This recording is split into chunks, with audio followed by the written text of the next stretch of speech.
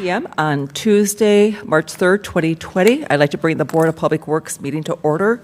Please note that notices were mailed and posted as of February 26, 2020. Thank you, everyone, for coming out this evening. Number one, call to order and roll call. Mayor Kim Smith. Here. Diane Wolf is here. Tom Smith. Here. Jared Holter. Here. Fred Bueller. Here. Please note also in the audience and also attending is Eric Rindfleisch, third district alderperson Stephen Knott, second district alderperson Dan Stevens, and our fire chief Hayes, and Kevin Schubert, our assistant engineer. So, number two, approval of minutes from the previous meeting. I'll make a motion we approve. Second. Motion by Alder Tom, seconded by Mayor Kim Smith. Discussion. Hearing none. All those in favor of said motion say aye. Aye. Those opposed, motion carries unanimously. Item number three, public input, limited to 3 minutes per individual. If there's anyone in the audience who would like to give public input at this time, they may do so. Excuse me. Please state your first and last name and your home address, and you have 3 minutes to speak. Welcome. Hey, thank you. Is this already on? Yes. My name is Robbie Young. I don't live in Onalaska. My address is 234 23rd Street in La Crosse, but I do own Cooley Bicycle Company at 213 Main Street. Just here to represent the request agenda item number 4 and let you know that I'm available to answer questions about it. Thanks for having me and for considering the request at all. Thank you for coming in tonight. Second call for public input this evening. Third and final call. I will close the public input at this time and move on with the printed agenda. Consideration of possible action on the following items. Number 4, review and consideration of sale of merchandise on city right-of-way at 213 Main Street on April 3rd and 4th, 2020. Jared? Thank you. In your packet tonight, you can see the request from Cooley Bike Company to facilitate a sale on the public right-of-way on the sidewalk area at their business, which is at 213 Main Street. They are requesting it for Friday, April 3rd and Saturday, April 4th. In the packet tonight, I have included some illustrations that were given from Cooley Bike, a picture, the front of the business, an illustration that shows kind of where some of the bikes would be, and then just kind of an aerial view with a yellow area where they would plan on putting the bicycles for the display for this special time. Staff looked at this, really don't have any problems with what they're doing on a short-term basis. The only thing we would ask is that the sidewalk does stay open to pedestrians, which I don't think we'll have a problem with at this location. So I guess with that, I'd open it up for questions. A question that I have, Jared, would be looking at the picture where like the bicycles are kind of superimposed onto the picture. Yep. And then also the picture that does show the yellow. They seem to match. My one concern, a couple concerns would be the close proximity that the tires are located to the curb, and the possibility of people who are parking their vehicles might be opening their door into them, and if there might be damage that might be incurred, who would be liable? Either the bicycles of the owner and also the vehicles. Yeah, so in order to have this sale, they would have to accept any liability from whatever they place on the right-of-way. There is one stall in that vicinity. There is a street light that does kind of line up with where the car door would open, but we could actually look at that when they place the bicycles on the right-of-way and kind of make sure that we put them in an area where it would not impede someone getting out in and out of a vehicle at that time. And I would guess they would probably they're looking at in their email 15 bicycles out for those 2 days. I would guess, to really be honest with you, that yellow area, probably a few of them would actually end up on the west side of the tree a little bit too, just to make sure that you would leave an area where it would not infringe upon any parked cars. So. Okay, thank you. And if we did receive a complaint or we did notice something, we would go down there and talk with the owner, and I'm sure they'd be agreeable to assisting with whatever we needed done. Okay. I move that we approve the sale of merchandise on the city right-of-way at 213 Main Street on April 3rd and 4th, with the understanding that the business owner will be held liable for any damage that may occur on the right-of-way. I'll second. Motion by Mayor Kim Smith, seconded by Alder Tom Smith, to approve per the printed agenda, with the caveat that the property owner would be liable for any damage. Discussion. Jared, does that cover what our concern was? Yes, it would, and we don't need an motion, but obviously the Understood. sidewalk would have to remain open. Yeah, okay. I just want to wish them good luck on their sale. Thank you for, having an idea for something fun downtown. I remember as a kid going to the sidewalk sales and remember that as a good memory, and can have a reenactment here on April 3rd and 4th. Any further discussion? Hearing none, all those in favor of said motion say aye. Aye. Those opposed, motion carries unanimously. Thank you for coming in this evening. Good luck. Item number 5, review and consideration of recycling compliance assurance plan. Jared? In your packet tonight, you do have a copy of a document that the Public Works Department did put together, the City of Onalaska Recycling Compliance Assurance Plan. In looking through some of our documentation and in consultation with the DNR, we never had this as a formal plan, and it is something we should have as a formal adopted plan. A lot of this already in the residential portion of this, we already do all of these things. We do work with our hauler, which is Harder's Quick Cleanup, and our dedicated staff person, Vicki Bosworth, our clerical support, works with Harder's and with the citizens on ensuring that things are happening properly. One of the things I would point out is the multifamily is an area that we are going to do some more work on and concentrate on in 2020, doing some inspections and things and getting out and visiting some of these places. We have not done a lot of that in the past. That is one area that we are going to try and do better. So the majority of the items we are doing, they are included in the recycling brochure, but this is kind of formalizing it in a document. We're looking for approval, requesting approval tonight. Jared, one question I have is, are we experiencing issues? Are you hearing from Harder's that they are having problems, they're having to leave tags, or? No, I think no more than what's the normal rate. I mean, we always get a few here and there where we get someone that, disposes of something they shouldn't be, or the container is overfull or things like that. But nothing out of the ordinary. This is basically trying to get us in compliance with the compliance plan. I move that we approve the recycling compliance assurance plan dated February 13th, 2020 in our packet. Second. Motion by Mayor Kim Smith, second by Alder Tom Smith, to approve the recycling compliance assurance plan per our packet. Discussion. I am glad that we're going to look at the multifamily thing. We had some feedback and some emails on just that whole area this last summer, so it'd be nice to have something in place for that too. Yeah, we're just trying to make sure there's a recycling container at every one of them, and just follow up to make sure that there's it is an area that we concentrate very good and do a very good job at the residential 4 units and under single family residential, but it's one area that we're going to try and put a little more effort into than this year. Good. Thank you. Any further discussion? Hearing none, all those in favor of said motion say aye. Aye. Those opposed, motion carries unanimously. Item number 6, review and consideration of 2020 utility project bid. Jared. This project will be bid next Tuesday, the morning of the Common Council meeting.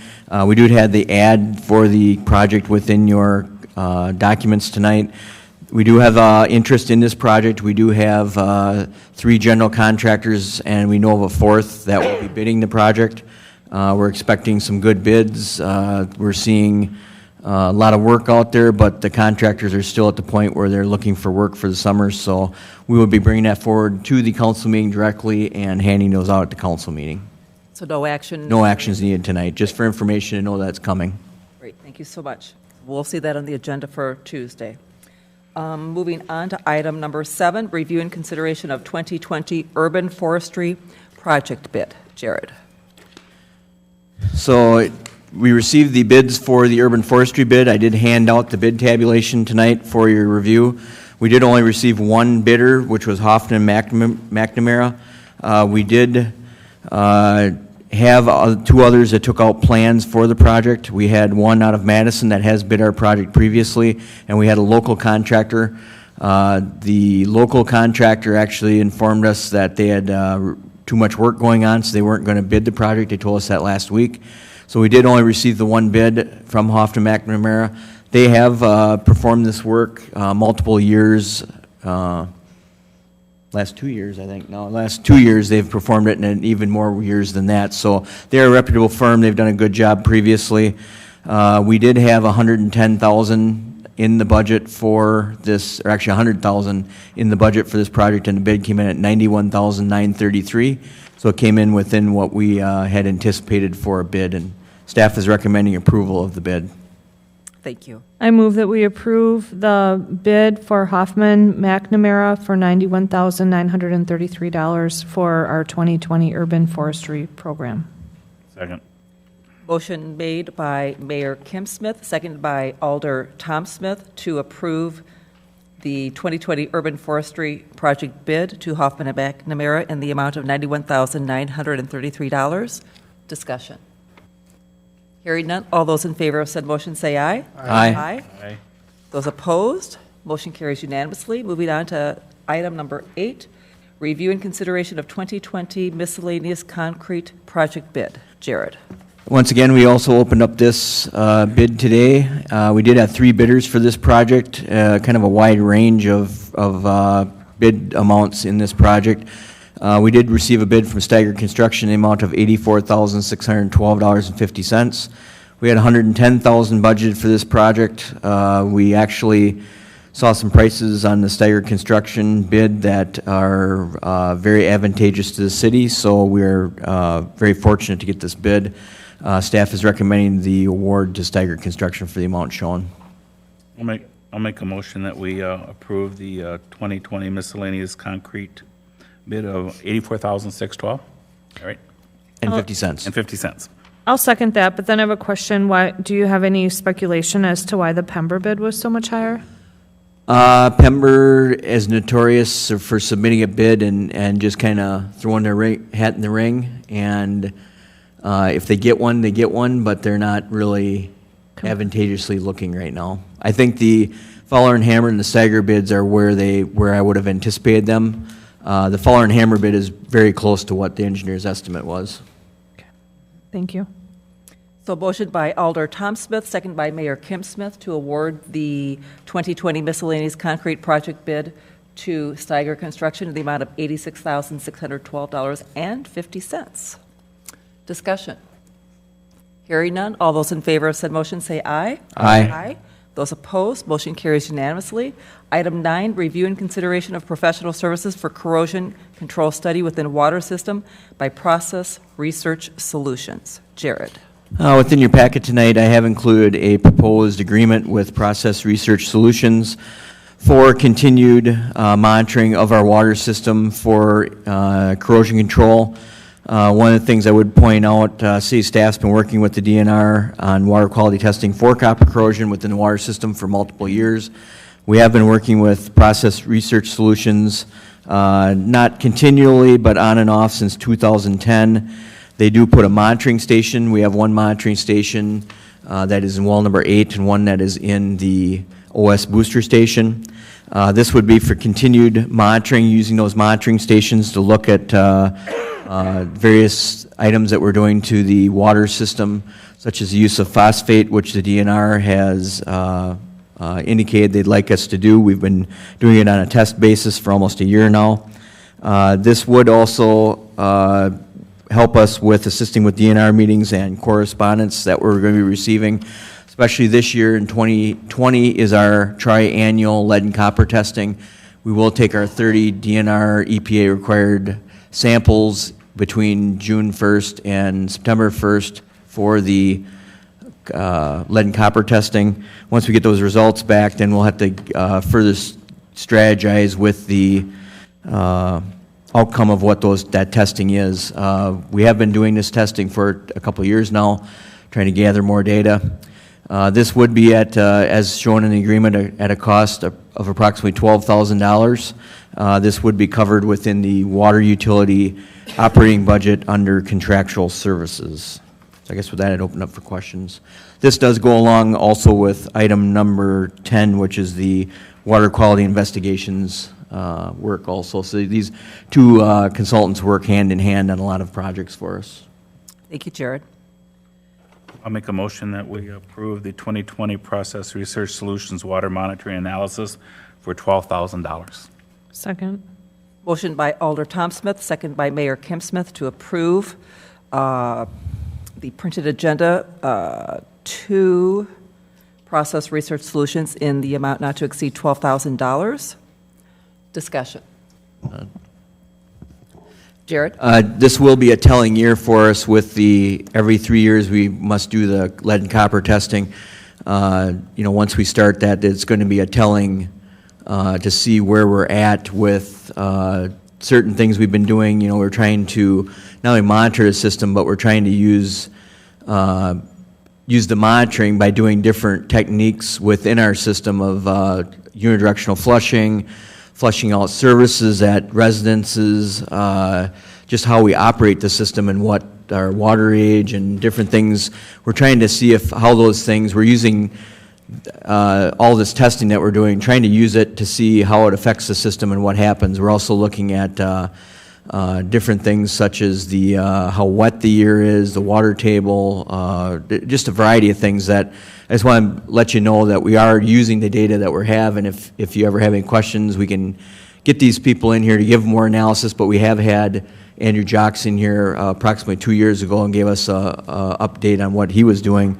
But we've got graphs, we've got charts, we've got a variety of data that I was just talking with Jim Prindle about some of the data this morning at his workstation at the Public Works facility. So I just want to let you know that it isn't just us hiring a consultant and it kind of goes by the wayside. We are trying to utilize the data that we're getting. Great, thank you. Kim? Would it be possible for you to do a little presentation on that at some point at your convenience in the future? We could have Jim come in and assist, but we've got there's a couple of really good graphs on different sites we've been taking copper samples at for the last year. We've been concentrating on 3 of the homes that are somewhat elevated. We're still below the action level, but we're getting close enough to that where we're trying to keep an eye on them. So, yeah, we can do that. I think even just an overview of the complexity of the drinking water system and the reservoirs, especially with the new reservoir going in, like why that's important. Some things that people don't understand maybe or think about. Thank you, Kim. You're welcome. Any further discussion? Hearing none, all those in favor of said motion say aye. Aye. Those opposed, motion carries unanimously. Item 10, review and consideration of professional services for well number 8 and well number 9, rehabilitation and water system testing by Water Quality Investigations. Jared. So in your packet tonight, I have included a letter from Water Quality Investigations, which is Mr. Andrew Jock. This is a variety of items that are included within the letter, so it's not just one item. But as you know, last year we did perform work on well number 8 to clean the well column out. We are continuing with quarterly sampling at that well and trying to see how that cleaning went, what activity we have at that well, and that is the third bullet point in your letter tonight that's included in your packet. That quarterly testing would be at an approximate cost of $6,000. We also have Water Quality Investigations assisting us with looking at a rehabilitation of the well number 9 well column. That would include, we've got to submit that process to the Wisconsin DNR, get approval for that. Also then get a process that we give to the well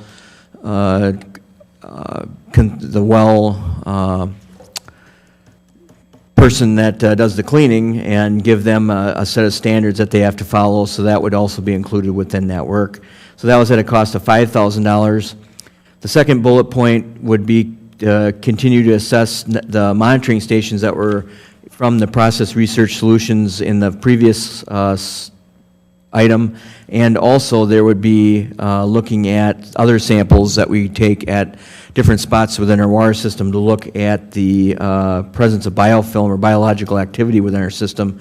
And that would be at an approximate cost of $10,000. That testing would be on an as-needed basis. We're going to try and do it quarterly. Some of it would be monthly.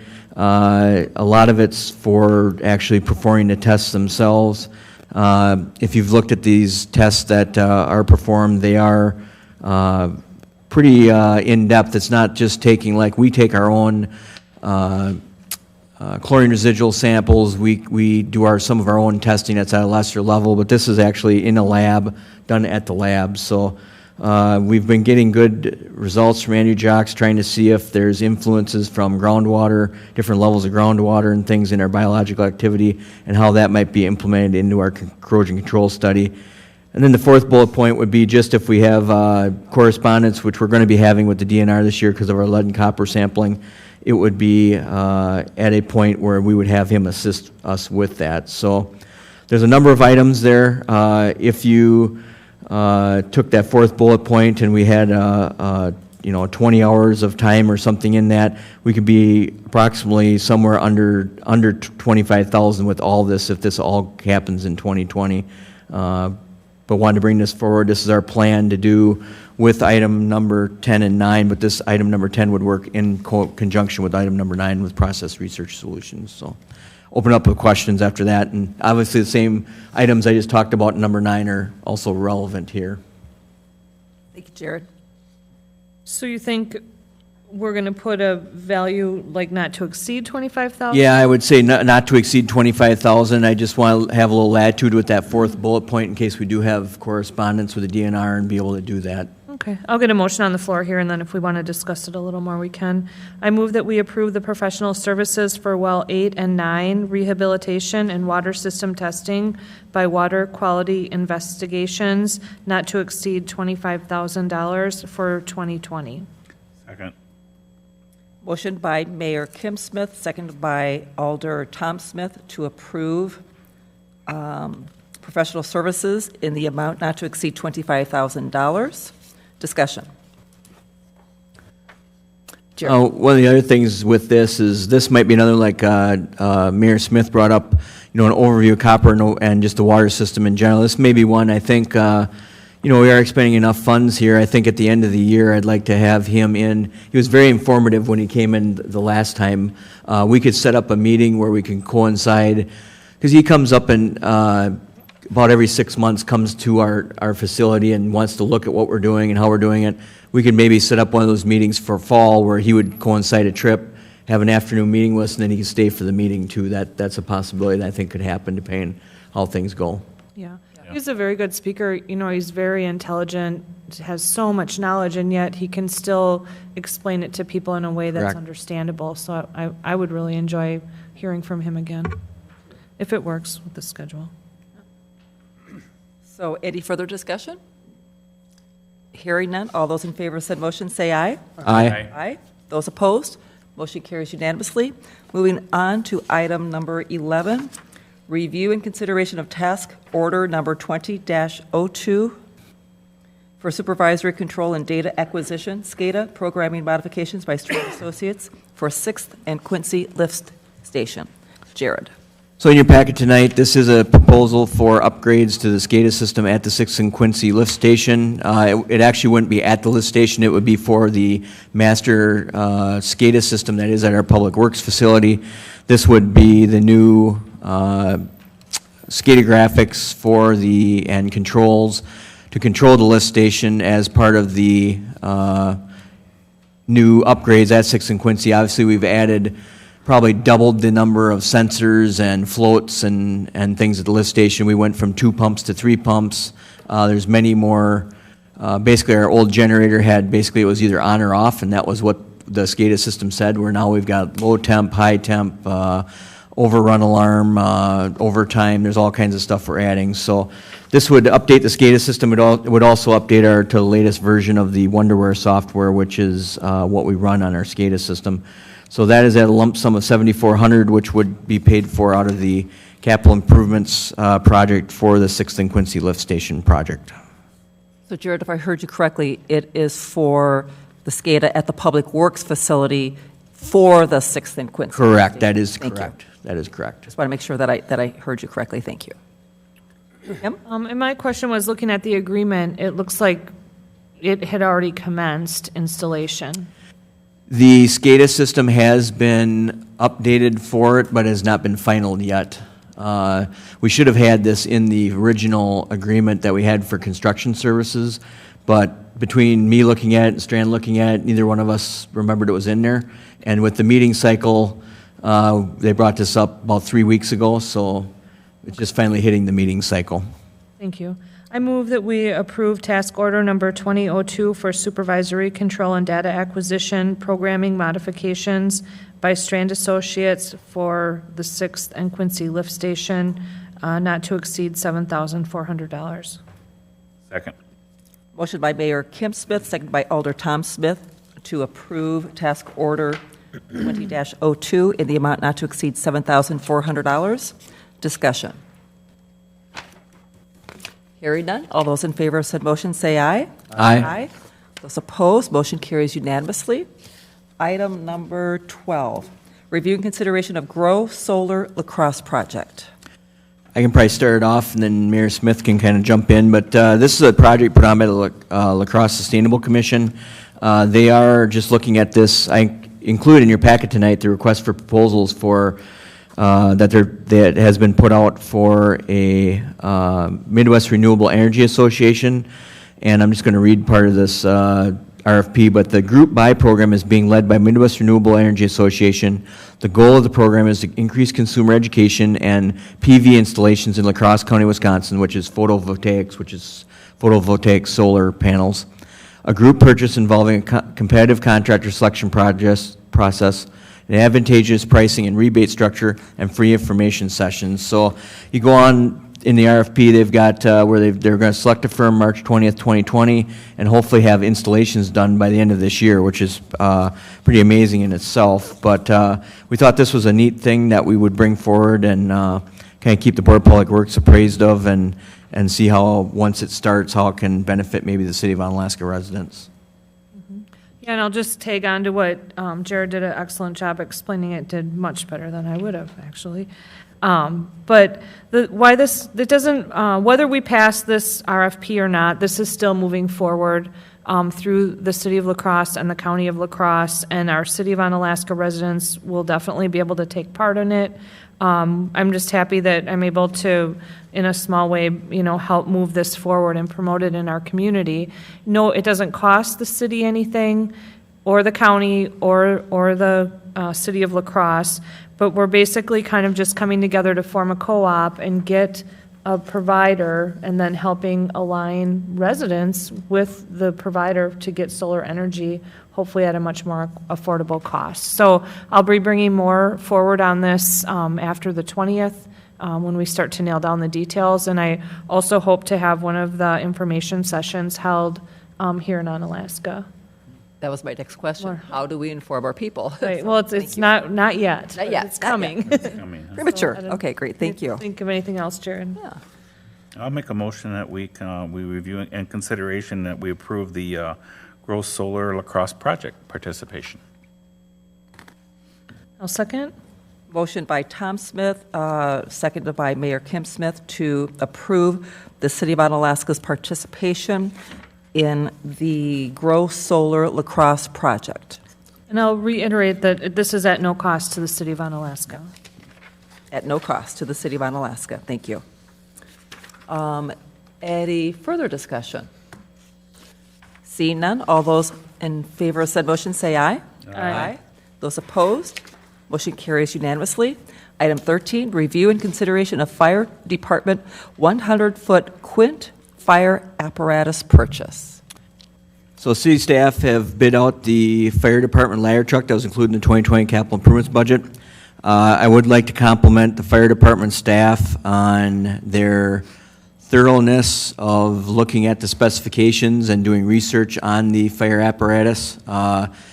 they really put some time into this and looked at things and looked at multiple vendors. Really, I mean, the engineering department helped with the actual bidding process and the bid forms, but they did all the legwork. If you look at the bid spec, it was 88 pages long or something. I mean, it was a pretty comprehensive document. So once they looked at it and they really wanted to get a single axle fire truck with a 100-foot ladder capability, and once they got down into it and looked at that, there was only one serious provider of that truck, and that was Pierce Manufacturing. So once they bid out this truck, the bid tabulation is attached. We did only have the one bid from Reliant Fire Apparatus for a 2021 Pierce Impel 107-foot Ascendant Puck Quint fire apparatus. Looking at this from what they had for project costs within the capital improvement budget, I think they did get a favorable bid. If you look at the bid tabulation, we did have a base bid amount of $1,028,678. We did have the next column to the right would be a bid of $1,012,909 if we did a payment at the time of the chassis completion, the aerial completion, and then a complete truck. So we'd pay them in kind of 3 installments. Or we actually have, to the far right column, we had a bid with a prepay option. Within 30 days of the order, we'd pay for the whole truck, and that would be at $986,392. With that, we would require them, if we did that option, to have a performance bond. So if they defaulted for some reason, we would have the bonding company to go back on. That was an increased cost of $27.78. So with that, if you add that to the prepay purchase, it would be at a cost of $989,170. Staff is recommending that for the purchase. That does fall within the $1,200,000 budgeted. They do have a variety of equipment that they have to purchase for this truck yet. The fire chief is here, but they got to purchase SCBA's, they got to purchase medical equipment, they got to purchase ladders, they got to purchase hose. I mean, there's going to be a lengthy list of equipment that will come forward yet at a further date. So they will be using the rest of the money for their equipment to outfit that truck. I have worked with the city attorney. We have purchased the last 2 fire trucks with this prepay agreement. The city attorney has reviewed the agreement for 2017. I have sent an email out to the Reliant Fire Apparatus to get the agreement started, where we would then issue a purchase order for the truck, sign the agreement, have the mayor and the clerk execute the agreement, and have the proper documents that then we could cut the check within 30 days if this was approved by Common Council or move forward with the Board of Public Works recommendations. So I guess with that, I don't know if Billy wants to add anything as the fire chief perspective, but I think we really got to, this is a long-standing purchase. I mean, this is something that's going to serve the city for 20 years. I think with our development we have in the city, it is a good purchase for our fire department and to keep them up to date. So, Thank you. One question that I do have of Chief Hayes is, so the difference of the quote of the $989,170 and the $1.2 million that has been approved at capital improvements, do you feel that you will have, there are sufficient dollars left for the quote-unquote loose equipment? Yes, ma'am. Okay. We anticipated that. In fact, we were anticipating about 1.1 million for the apparatus, just to be on the safe side, with another 100,000 for the equipment. So I think we're well under that. Okay, great, thank you. Right on cue. I was going to ask the same question. I make a motion that we award the bid to Reliant Fire Apparatus Incorporated for $989,170 to purchase the 100-foot Quint fire apparatus truck. I'll second that. Yes, sir. If I could just get the motion on the floor, and then I will recognize you in just one quick second. Motion by Mayor Kim Smith, seconded by Alder Tom Smith, to award the purchase of the Fire Department 100-foot Quint fire apparatus in the amount of $989,170 to Reliant Fire Apparatus, Inc. Alder Stevens. Thank you, Madam Chair. My question is actually maybe more for Fred. In the event that we do the prepay option that we had approved in the budget to borrow funds for this fire truck, my question is, did we borrow money up front, or does the borrowing come in at a time later in the year? Meaning that if we were to, if we've already borrowed the money, then the lowest bid with the prepay seems like that's the best scenario. However, if we would be borrowed later, is there a holding cost difference? What would that be for when we pay for the truck? So are we coming out ahead by prepay? Okay, the way this, when the city goes into the bond market, when we have, for example, like 4.5 million dollars or whatever it may be, when we open bids on April 2nd, we will receive the full capital project dollars as we requested through the public hearing in its entirety. So the cheapest option for the city final last bid is the proposal. Thank you. That was going to be my follow-up question also, so thank you. Any other discussion at this time? And the lead time is about a year, just about a year and a half? Yeah, so we have a penalty clause within there, so they told us they're hoping to have it done in 12 months, but they always add 30 to 60 days onto it if there's a penalty clause. But the salesperson said if it gets in, they've got a spot held for us. If we approve it at the council meeting, they've got a spot held for us because we bid it. And if we follow through with this timeline, they're hoping in 12 months we'll have the truck. Thank you. Thank you. Any further discussion? Hearing none, all those in favor of said motion say aye. Aye. Those opposed, motion carries unanimously. And thank you to staff and everyone who put together that 88-page proposal. I suppose if you're going to spend that kind of money, you're going to have to put forth that it's probably commensurate with the amount of money you're spending, maybe. So thank you for all that work. So item number 14, review and consideration of change order number 2 for 2019 utility project. Jared. In your packet tonight, I do have a proposed change order in the amount of $44,440.40. This would be an increase in the project cost, or increase in the project approved contractual bid amount, but it will be under the final cost will still be under what we originally had for a bid.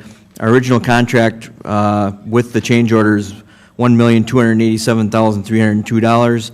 With the change order, our final payment amount will be $1,083,662. So what I'm getting at is that we're basically trying to put together the final quantities. There's things that some things that went over, but overall we are under budget considerably for the project. I'll make a motion that we approve the change order number 2 for the 2019 utility project of $44,440.40. Second. Motion by Alder Tom Smith, second by Mayor Kim Smith to approve the change order number 2 for the 2019 utility project, the amount of $44,440.40. Discussion. Seeing none, all those in favor of said motion say aye. Aye. Aye. Those opposed? Motion carries unanimously. Thank you. Item number 15, review and consideration of wheel loader purchase. Within the approved 2020 capital improvements budget, we did have a new end loader for purchase for the Public Works Department. I have attached a memo, February 25th, 2020, in your packet tonight that I produced to outline the proposed purchase. We are going to change that a little bit tonight. We've actually been looking at we were going to include a V-plow to purchase with this for the plowing of cul-de-sacs. Just talking to staff today, we're still reviewing that and undecided on which one to get yet. So I am going to request that we not purchase the V-plow with this package tonight. We do that, I'll bring that forward at a later date to get approval. So what we're proposing tonight is a purchase of a Case 621 wheel loader. We actually have been renting an end loader for the past probably 12 years. For a while, we were actually renting 2 end loaders, but we do have it down to 1 end loader. With this, we did have a winter rental and we've got the loader sitting in our shop. So we've been renting the loader for the winter, and we've got $14,000 that we've paid or will have paid with this last invoice that's coming for loader rental for the winter season. The supplier that rents us the loader also sells them, Titan Machinery. So they're offering a purchase price of $163,000 minus our winter rental. So they would actually put our winter rental toward the loader purchase. That would give us a total cost of $149,000. We also have $2,319 of equipment to buy for it. We have to buy a radio. We have to buy some cutting edges, some teeth for the loader. That would put us at a total cost of $151,319. So staff is recommending we purchase the new K621 wheel loader for that price of $151,319. So Jared, do you think between now and Tuesday you'll know about the V-plow or not? I would just bring it back next month, Okay. give staff some more time. I didn't get to talk to them at length about it today, but they said they're still looking into which one to purchase, and I think they're still trying to work a better price. Well, and I'd rather that you do their due diligence and take their time and get what they need Yeah. at the right price. And also, so we get this, will we still be renting in the future, or we will not be renting going forward? We have not made a final decision yet. We got to look at how our operational capabilities will be. With this loader purchase, we will actually keep our 1996 loader, but that 1996 loader probably will not leave the yard anymore. It will stay at the Public Works facility and load trucks, so we'll use it for loading trucks or doing work at the Public Works facility, and we'll use the other two loaders to go out in the community because they'll be more roadworthy.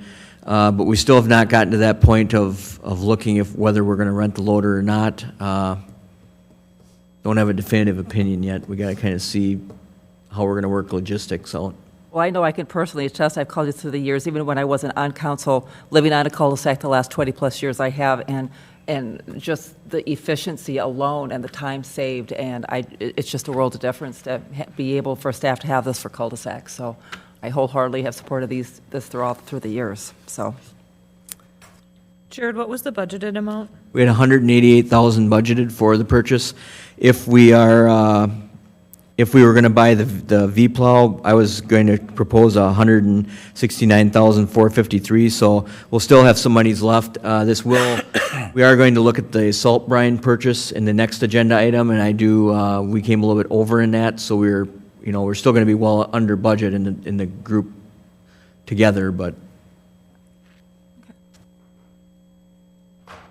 So I will make a motion that we go ahead and I move that we purchase the K621 wheel loader and also, what did you say? There was some tools? Basically, you can call it loose equipment, radio, teeth, cutting edges. And the loose yeah. equipment for a total amount not to exceed $151,319. Second. So motion by Alder Wolf, seconded by Alder Tom Smith to purchase not to exceed $151,319. Discussion.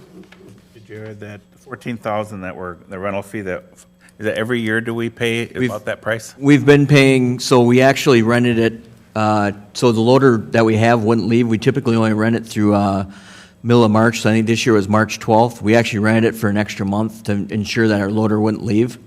So we actually ran it for an extra month, but usually we run it's usually running approximately that $11,500 to $12,000 a year. Okay, so be good savings of time. Yep. The one thing I would point out, and one of the logistical things, is if we, once we lose something in the budget, it gets hard to ever try and find those funds again.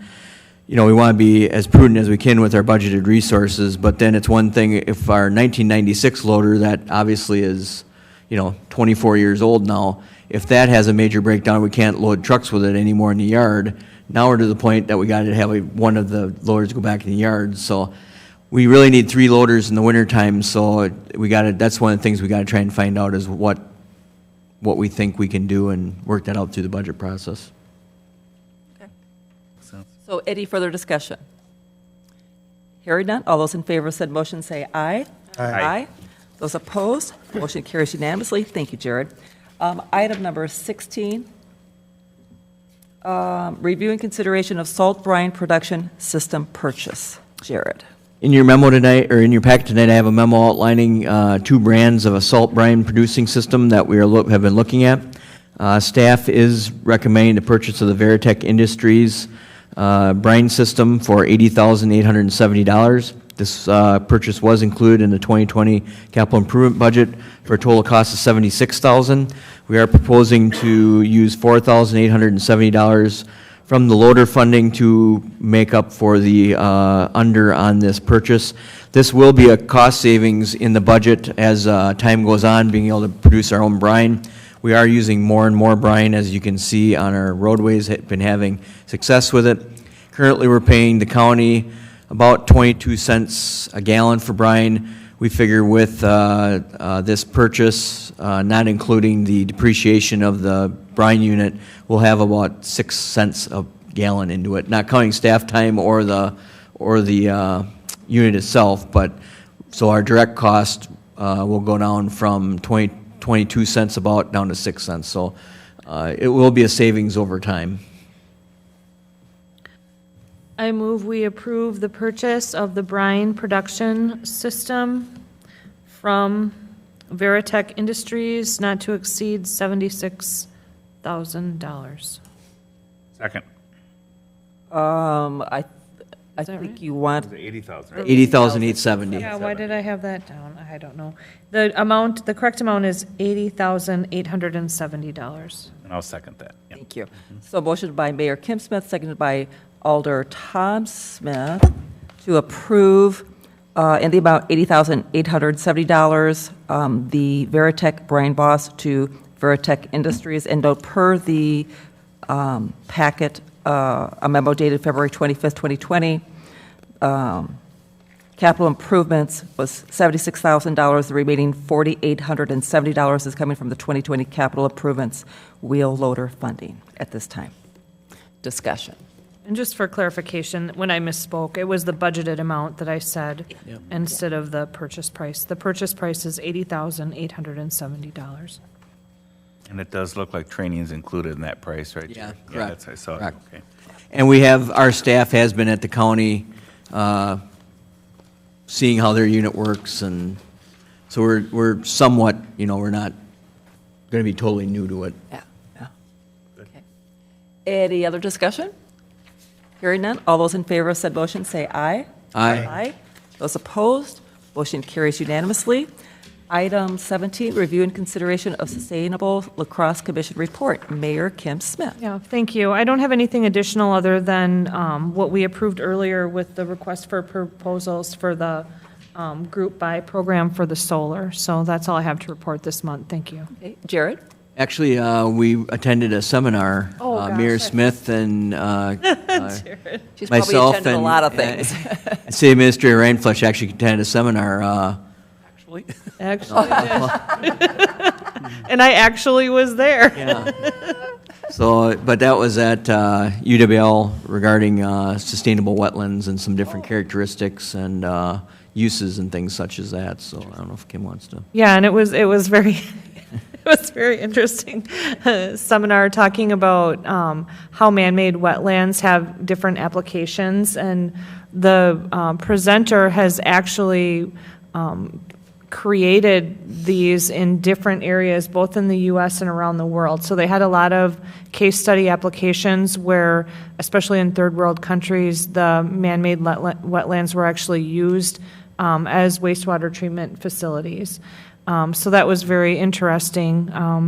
The size of our community probably doesn't permit that here, but some of the immediate uses that I could see is one of the problems that we have around our community with the bluffs is the water runoff. And I think that we could do a lot of these applications with our stormwater system, trying to get the water to slow down and absorb into the earth and be purified before moving on. It seems like one way to improve water quality is to have our stormwater runoff have time to percolate and filter and become naturally clean before entering the waterways. So we hope to continue to learn and be open to new ideas for how this can improve water quality in our area. Eric, did you want to add anything? Okay. Summed it up pretty well. Thank you. Thank you, Mayor. Item 18, pay estimates, Strand Associates, Short Elliott Hendrickson, Inc., Gerke Excavating, Davy Engineering, MSA Professional Service, Olympic Builders, HSR Associates, St. Joseph Construction, Visu Sewer, Inc., All American Lumber, Braun Intertech, and any other contractor developer.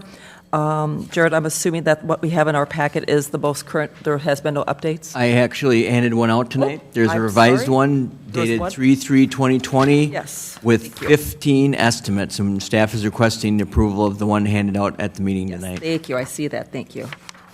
I move that we approve the pay estimates dated 3/3/20. Second. Motion by Mayor Kim Smith, seconded by Alderperson Tom Smith to approve the monthly pay estimates, items 1 through 15, dated March 3rd, 2020. Discussion.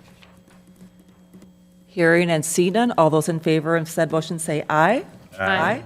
Those opposed, motion carries unanimously. I will entertain a motion to adjourn. Motion to adjourn. Second. Motion by Tom Smith, seconded by Mayor Kim Smith to adjourn. All those in favor?